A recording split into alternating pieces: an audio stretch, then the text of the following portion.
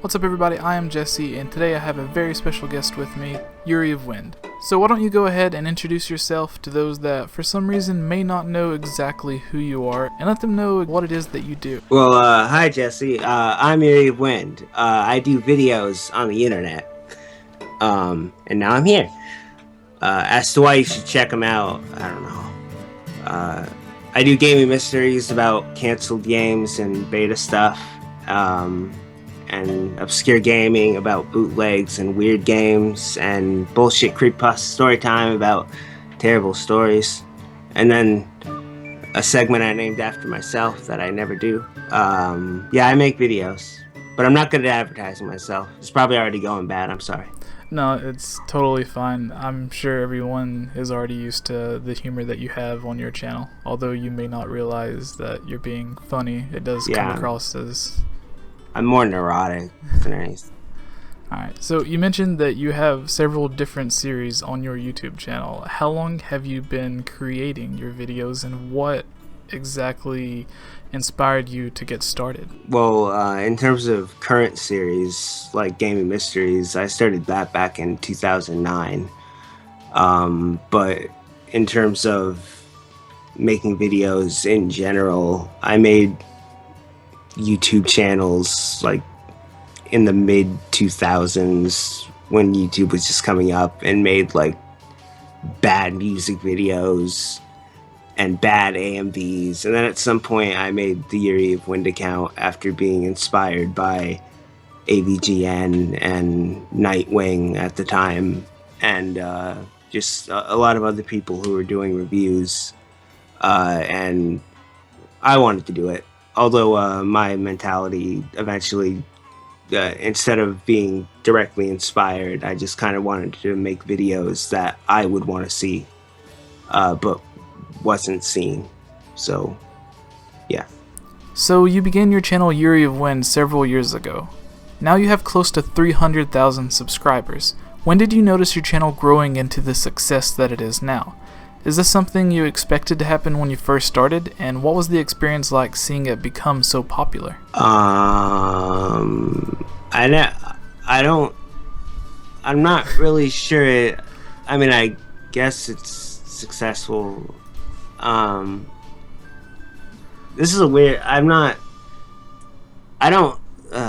know how to answer this.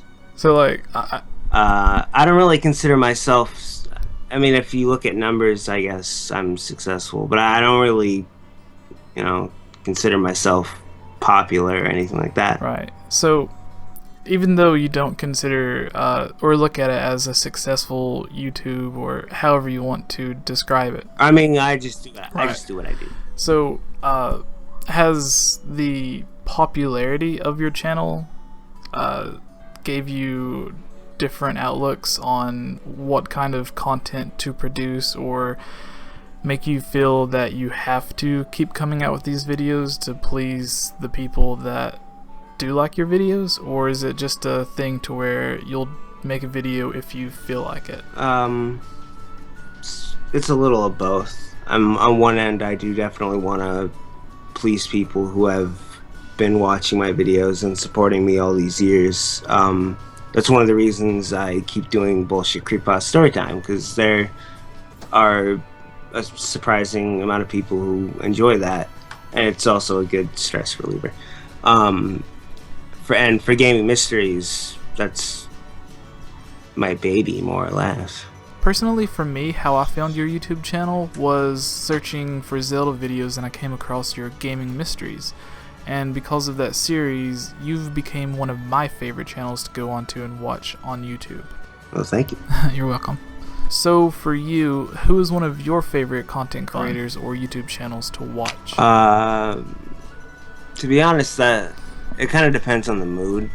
I mean, in all honesty, to pass time, a lot of the time I just watch a lot of Mystery Science Theater 3000. I do watch specific YouTubers, of course, but the only one I put on in the background would be like Chugga Conroy. Chugga Conroy, nice. I don't know if you know who they are, but some of my favorite YouTube channels are like Gaming Historian. Oh yeah, I'm subscribed. Kind of Funny, which has Greg Miller and Colin Moriarty and the rest of them from IGN. I know that guy. Awesome. So yeah, channels like that are my favorites to go out and watch, and I don't know how I managed to do it, but I somehow tricked Greg Miller into having an interview with me, so that was quite the accomplishment for me. That's pretty good. Yeah. So your channel is mostly about video games, and you have your second channel where you do Let's Plays of video games. I try. Yeah. So whenever I feel up to it. Right. So whenever like you're in your downtime and you're not recording footage for whatever video you're trying to produce, what are some games that you've been playing lately, or some of your favorite games?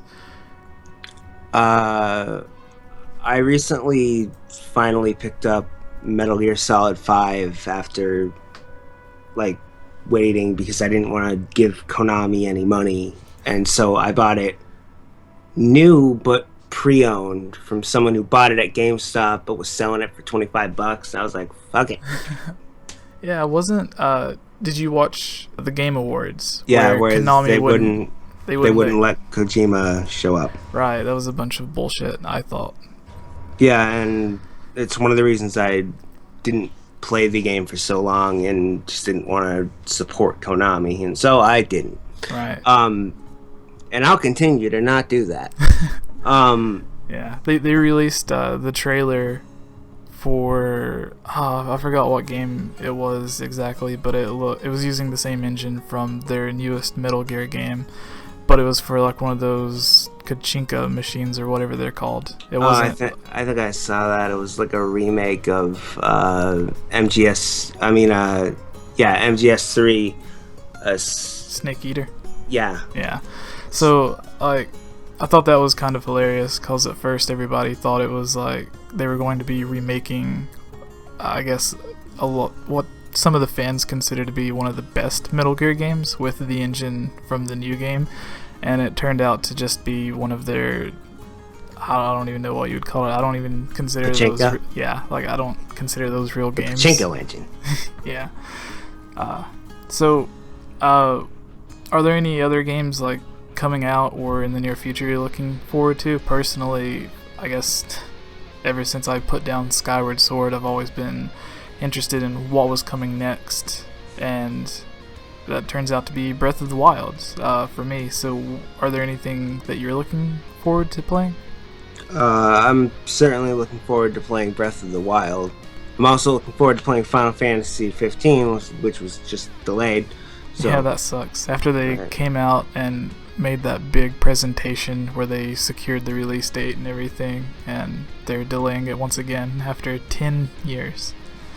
Well, after that much time, I don't really mind waiting. Yeah. Not to mention, I'm guessing it's some last minute frame rate issues. Yeah, they're just smoothing out. It makes me wonder how far along the game was before they actually changed it from Versus 13 to Final Fantasy 15. Like, when did they just give up on what the game was supposed to be and change it in to this new concept with the power of the PlayStation 4 and Xbox One? Well, I'm pretty sure the game, in terms of how complete it was, that's kind of hard to say considering they never actually went into full development, so much as they would kind of work on it and then end up working on the third birthday or some Final Fantasy title or something on the side. They would never actually be able to focus on it. Yeah. So I'm not really sure how far along it actually got.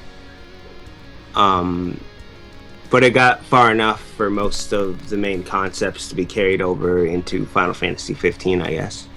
Yeah. And the remake of Final Fantasy 7 that they're making, and honestly it looks like they're making it just because of fan demand, although it doesn't seem like they're making it the way that fans want them to make it, as they're not completely remaking it. I look at it as more of a reimagining, since they're changing the combat system and a bunch of other things about the game. Do you have any thoughts on that? More power to them, as long as they make a good game. At the end of the day, if people want to play Final Fantasy VII, the game is out there, and it's Final Fantasy VII.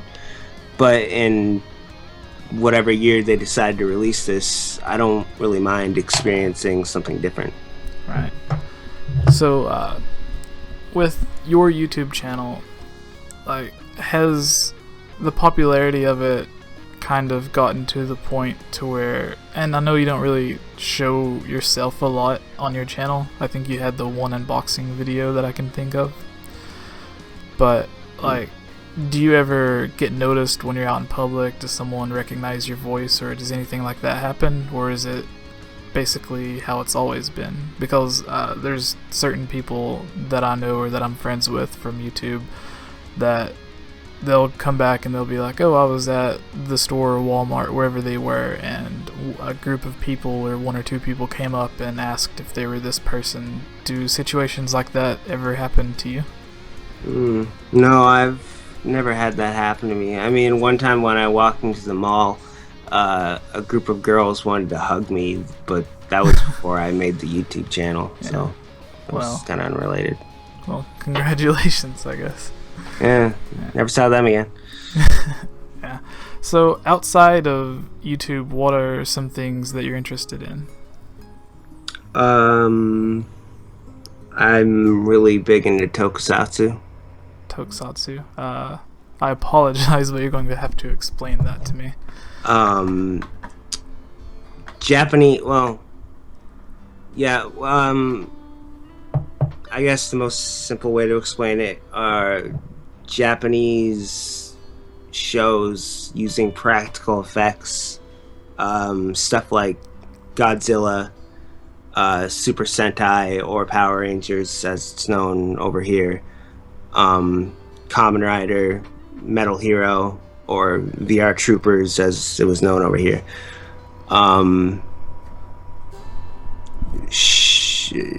Superhero Japanese stuff. Yeah, I get what you're saying. That's Ultraman. Ultraman, yeah. I see on your Twitter page you post a lot of stuff, whether it's not necessarily Power Ranger, but I guess what most people would call like Power Ranger clones, even though some of them may have came out before Power Rangers. Such as Kamen Rider. Yeah, so that kind of makes sense that you'd be interested in that, as I'm sure a lot of the people that are subscribed to me and you are really into anime, so I guess this is just like a next step from that, getting into Japanese culture and everything. Yeah. What about when it comes to music? What kind of bands or singers are you interested in or listening to? I don't follow music nearly as closely as I did when I was in high school and college. At some point I just kind of fell off the map. But in terms of stuff I'll still listen to these days, yeah, Silverstein is still really sick. I love Silverstein. I'll still check out whatever Mayday Parade is doing. Didn't get a response on that, so I assume you're not in the Mayday Parade. Well, they're one of the bands that I used to listen to, but it was only like one album, so I don't want to start talking about them and end up looking like a fool. So. Oh, that's good. But yeah, them AFI, whenever the fuck they decide to release albums. Yeah, my girlfriend's really into AFI. Have they released a new album yet? I couldn't tell you. Like most of the bands that I listen to is like A Skylit Drive and Bless the Fall, Escape the Fate, Falling in Reverse, stuff like that. And it usually is mainly like the same 4 or 5 bands. Dead Rabbits is another band that I listen to a lot. So Alisana. Yeah, I used to listen to Alisana as well. So they have great hair. they do have great hair. One thing that I noticed is watching your unboxing video, and it kind of surprised me, and I guess I could have guessed it from the way your artwork is. In the unboxing video, the way your hair was, almost matched mine identical. So that was kind of funny to see. Rah. Yeah. Alright, so going back to your YouTube, the experience that you've had over the years, is there anything that, if you could go back and give yourself some advice, what would it be? Like, would you just tell yourself to keep doing what you're doing, or to just stop and focus somewhere else? Like, anything really. Like, what would you tell yourself to help yourself out? I wouldn't really tell myself anything, because I don't think I'd listen to myself. It's like, dumbass, what does he know? Well, no, I'd be like, well, who the fuck are you? You're not me, I'm me. Go away. In your comments of your videos, like, I'm sure a lot of people get a bunch of hate mail, but whenever you see positive comments, is there anything that really comes to mind from people that are telling you that they love watching your videos, that you're their favorite YouTube creator, or whatever the message may be, as long as it's positive? How do those come across for you? Because I know on my channel, whenever I get them, and I guess most of the time they kind of go unnoticed, and not to say that I don't appreciate them, but it's like you'll get 20 or 30 positive messages to every negative comment, but that just makes that one negative comment stand out among all the other people that love what you do. So yeah, I mean, we can play around of let's go to YuriofWind's videos and find a negative comment. if you would like to do that, that would be interesting. But yeah, I mean, whenever someone, for the most part, I get pretty nice comments from people,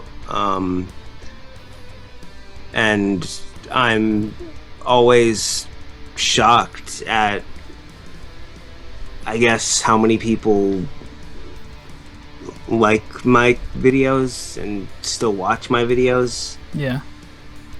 In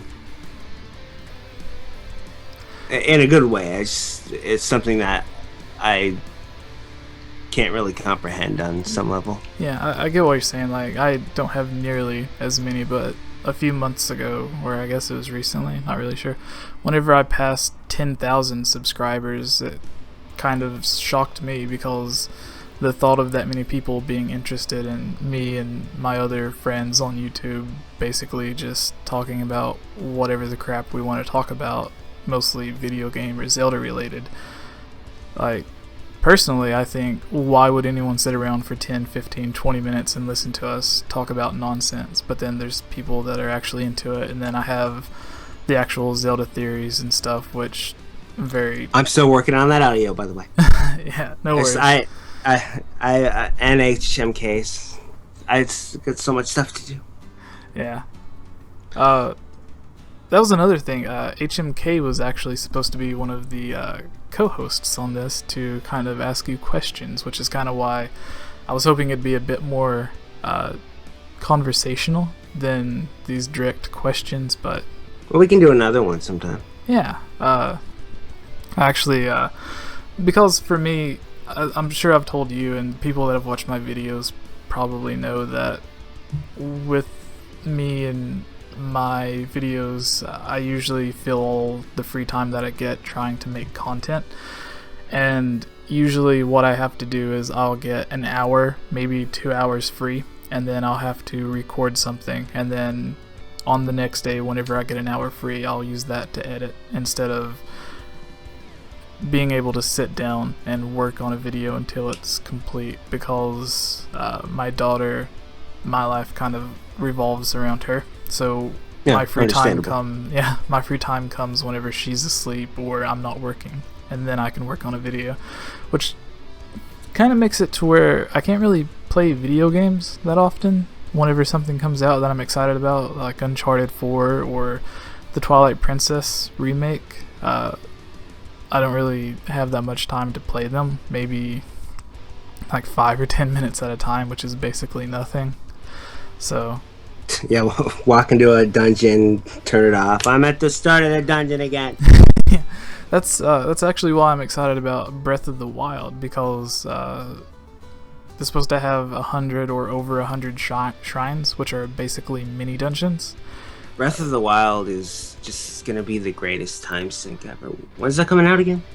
Supposedly March. They said that Breath of the Wild is going to be launching on the Nintendo NX. And then they said the Nintendo NX is going to be coming out in March, but they didn't specifically say whether it was going to be a launch day title or just in the first year of the NX. So Man, I'm just gonna buy the Wii U version because I'm a cheap bastard. Yeah, and I'll hop on their bandwagon later when they lower the price. Yeah, I'm looking forward to both, but what I was saying is, like, with Breath of the Wild and the shrines, basically some of them that they showed off during E3 are as long as actual dungeons from like Ocarina of Time or Twilight Princess, but then there was some that you've seen that were only 1 or 2 rooms, and you basically solve 2 or 3 quick puzzles and you're out of the shrine in like 5, maybe 10 minutes. So that's basically perfect for me, because if I get 10-15 minutes of free time, then I can go and try to conquer a dungeon or a shrine, and then, well, I can try to conquer a shrine, and then when I get an actual hour or 2 hours to sit down, then I can go and try beating an actual dungeon and progressing in the game. I just like a lot of what they showed off. Even I didn't actually, and this is purposely so because I didn't want to spoil myself. I kind of want to go into it as fresh as I can without knowing anything, or too much. It's not a female Link. But just from watching the E3 trailer, you can see Link using all these different weapons and different sets of armor, and finding different items and cooking, and it seems like there's going to be all this great like micromanaging stuff that's going to probably annoy the shit out of some people, but I can't wait. Yeah, it's pretty great, the things that they're doing to it, which is, I mistitled one of my videos, I'll admit, and as soon as I posted it, it got a ton of dislikes, and I had to think of a better, more positive title. But the title of it was basically, with Breath of the Wild, is Breath of the Wild's gameplay outdated? And if you look at that, you're thinking, oh, this guy's trash talking the new Zelda game, I hate him, which is understandable. But thumb down this video. Yeah, like if my friend, if you listen to the first 30 seconds of the video, then it's me and some other people discussing how all of these new gameplay mechanics they're adding is new for the Zelda series. Like, but they're not necessarily new in general. Like games like Skyrim or World of Warcraft have been doing this for 5-6 years, even longer. Having an open world, being able to pick up an enemy or a weapon dropped by an enemy, going around doing whatever you basically want to do. This ideal and gameplay mechanics been around forever. So I was saying how, like, when you're playing Skyrim or if you're playing the new Witcher game, they kind of have a similar feeling. What can Breath of the Wild do with these gameplay mechanics that we've already had in so many games before that will make it feel like a new game, instead of picking it up and being like, oh, it looks like Zelda, but it kind of feels like I'm playing Skyrim? Well, I mean, I think for one, it's just being a Zelda game inherently, it'll have its own unique feel and atmosphere, because they all kind of do. Yeah. And it's a kind of atmosphere that, as great as Skyrim is, and as much as I'm looking forward to that HD version so I can fill my house full of HD cheese wheels, or HDE cheese wheels. Right. But that's Skyrim's great, but it can't create the same kind of magic that Zelda does. Yeah, they're different. That's basically the conclusion that we came to, is that Zelda, even if it is because most of the time different games borrow ideals from Zelda, but this time it's kind of the other way around. But I think with Nintendo, they're able to make it that unique experience that will make it different, whatever that may be. One of my friends mentioned that in the overworld, you're not just going around picking up, as you said, cheese wheels or whatever it is that basically has no real use in the game. Who's Rada? Yeah.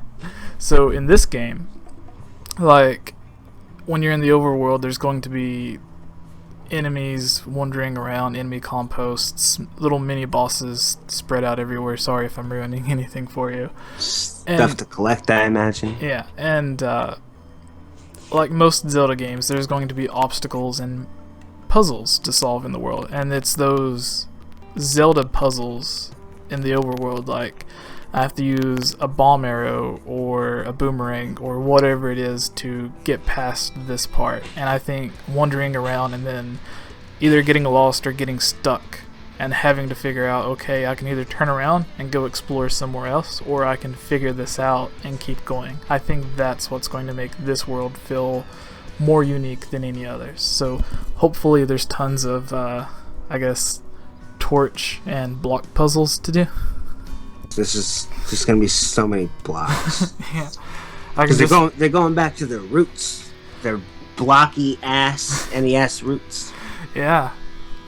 One of the concept art for the original Zelda, they kind of reimagined that in Breath of the Wild, where you see Link standing on the cliff with the twin mountains in the background. I think this Zelda game, it's going to be not necessarily a mix of all the other Zelda games, but it's going to be taking different things from all of the different Zelda games and putting them into this one new experience. So basically, like, the best hand gliding into it.